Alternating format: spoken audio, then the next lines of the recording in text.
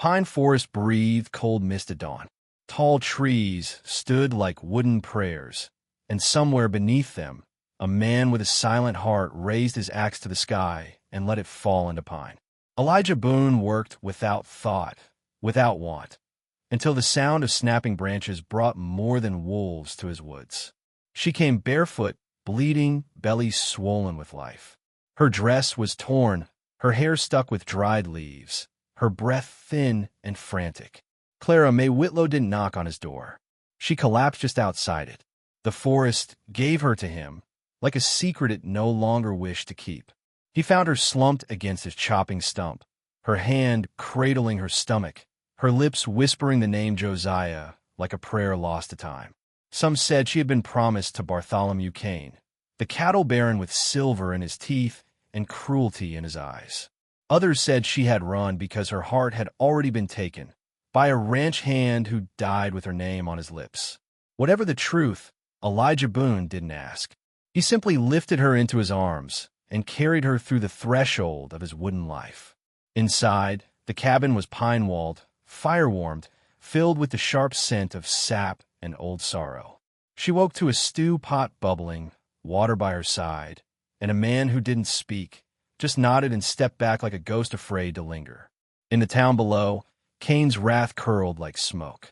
He told the deputy, "She carries my future," though everyone knew she carried only shame, and a child sired by love, not gold.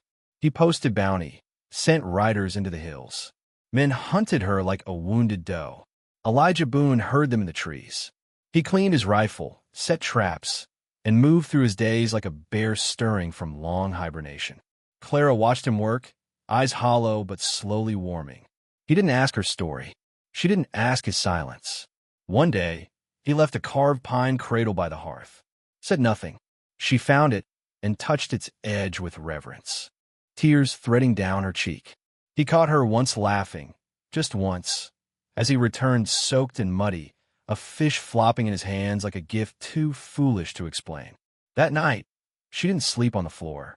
She moved her blanket closer to the fire, near his cot. They never spoke of love, but in the mornings he began to split more wood than he needed. And at night, she sang lullabies to a child yet unborn.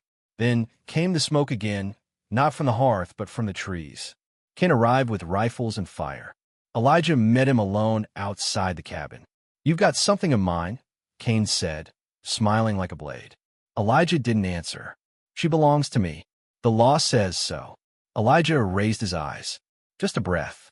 Just enough. A rider stepped forward. Elijah's axe swung low and fast. The man fell into pine needles and didn't rise. Kane left then, but left with a promise. "I'll come back."